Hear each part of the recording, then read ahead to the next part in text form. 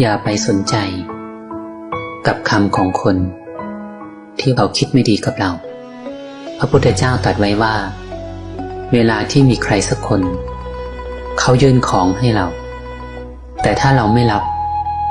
ของอันนั้นก็จะกลับไปหาตัวเขาเองหลวงปู่ดูท่านว่าคนดีไม่ตีใครคนที่ว่าร้ายให้คนอื่นนินทาคนอื่นรับหลังเขาจะเป็นคนดีไปไม่ได้นะ